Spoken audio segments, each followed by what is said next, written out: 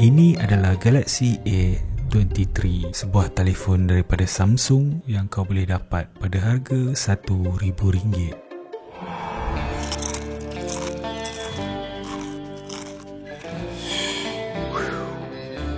Takut harga RM1,000 ni sememangnya menjadi tumpuan ramai pengguna mahupun jenama itu sendiri dengan tanda harga RM1,000 merupakan paras harga mampu milik. Jadi adalah menarik untuk melihat apa yang diketengahkan oleh Samsung pada tanda harga RM1,000 kerana tahun lepas Samsung membuat amal jariah apabila menjamu skrin Super AMOLED kepada barisan Galaxy A termasuklah model sebelumnya iaitu Galaxy A22. Dan apabila barisan bajet mereka pun sudah mengguna pakai skrin AMOLED, sedikit sebanyak memperkukuhkan kedudukan Samsung dalam liga RM1,000, menjadikan Galaxy A22 antara pilihan terbaik pada tanda harganya dan secara tidak langsung menandakan evolusi baru pada barisan Samsung yang seterusnya. Sehinggalah pada pertengahan tahun ini apabila Samsung mengumumkan Galaxy A23.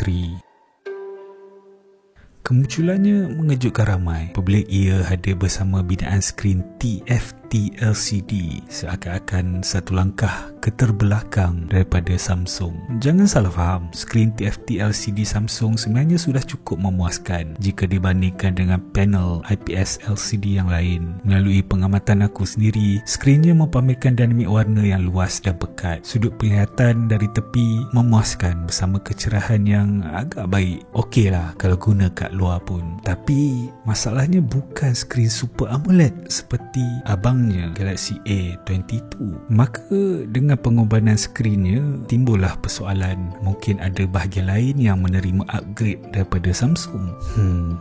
Tak juga. Penggunaan chip pemprosesan Snapdragon 680, chip bajet kebiasaan untuk menjalankan rutin hidup maya melalui aplikasi sosial media beraksi dengan baik, tetapi tidaklah cemerlang. Ada ketika aplikasi rasa sedikit berat sewaktu scrolling atau sedang melompat dari satu aplikasi ke aplikasi lain. Pengimbas wajah dan sensor jari di bahagian tepi pula adalah memuaskan. Untuk gaming juga biasa je. Pada tetapan grafik rendah, peranti ini beraksi dengan baik seperti yang dijangka dalam konteks peranti bajet untuk tahun 2022. Kendati pun begitu, acap kali aku berhadapan dengan isu loading terutamanya di YouTube. Aku dapati capaian rangkaian LTE di kawasan aku juga kurang memuaskan. Jadi aku menggunakan internet melalui sambungan Wi-Fi dan aku masih berhadapan dengan masalah loading yang sama ini, sehingga kan aku terpaksa menggunakan resolusi paling rendah untuk menonton video. Apa kehen ini Samsung? Melalui sistem One UI 4.1, umum mengetahui ia merupakan antarmuka yang agak tebal, dilapikkan dengan wajah distinktif berbeza daripada wajah Android yang asal, dengan beberapa fungsi tambahan seperti Edge Panel, kawalan di aplikasi kamera dan aplikasi ekosistem Samsung lain sememangnya sangat menarik dan intuitif. Tapi beratlah, ini bukan Galaxy S23, ini Galaxy A23. Berat UI dipandang, berat lagi chip yang memikul. Apatah lagi dengan hanya menggunakan simpanan jenis eMMC yang lembab, teknologi yang sepatutnya diludah dan patut menjadi satu kesalahan undang-undang negara untuk mana-mana telefon pintar yang masih lagi menggunakan simpanan jenis eMMC pada tahun ini. Juga tanpa sokongan 5G dan pengecasan hanya 25 watt, pembesar suara tunggal, manakala bateri besar 5000 mAh sama seperti Galaxy A22 sebelum ini. Mungkin binaan yang lebih berkualiti, masih lagi plastik, tiada yang istimewa tentang binaan plastik. Jadi kat mana yang Samsung upgrade sebenarnya sempena pengorbanan skrin Super AMOLED? Kamera.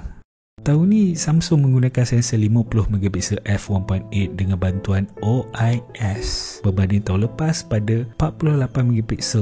Kita pun tahu bilangan piksel lebih banyak tidak memberi apa-apa makna langsung dari sudut kualiti kamera, tetapi OIS, phone Samsung harga RM1,000 ada OIS. Wow, adakah tahun ni Samsung masih buat amal jariah? Mungkin bukan pada skrinnya, tetapi upgrade kali ini pada kameranya.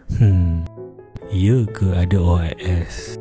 Kalau kau nak tahu, sensor 50MP dihasilkan oleh SK Hynix, syarikat semikonduktor dari Korea yang tidak dikenali umum dalam penghasilan sensor image CMOS. Tapi apa yang pasti, SK Hynix akan terus kekal tidak dikenali apabila melihat daripada hasil kameranya yang kurang memuaskan walaupun untuk tanda harga RM1,000.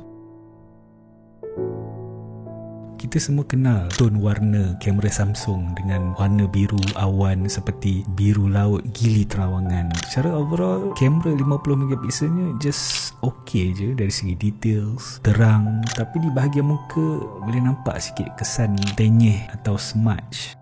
Focusing pun kadang-kadang lari. OIS pada more like oh my ass. Tapi kamera 50MP tidak seteruk kamera sudut luasnya. Parai gila, gambar tak sharp. Terutama di bahagian tepi gambar dengan noise yang bersepah. Yang lagi dua kamera, kita skip je lah kan. Cemui pula aku. Tak letak pun okey apa. Tapi yelah, tak letak kan tak bolehlah guna branding quad kamera je tak. Payah lah nak jual. Bagaimana pula dengan video? Aku sebenarnya sangat terkesima dengan kualiti video yang jauh dari memuaskan. Tak perlu sembang lah pasal kamera dia support 4K ke tak. Rakaman 1080p biasa pun tidak mencapai tahap yang sepatutnya dimiliki oleh peranti pada tanda harga RM1,000.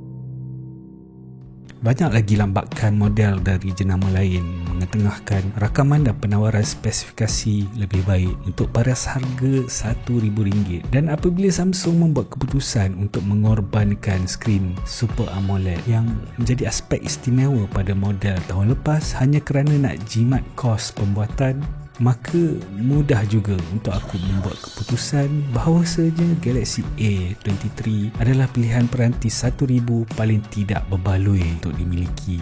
Aku Borgman, I'll be back, man.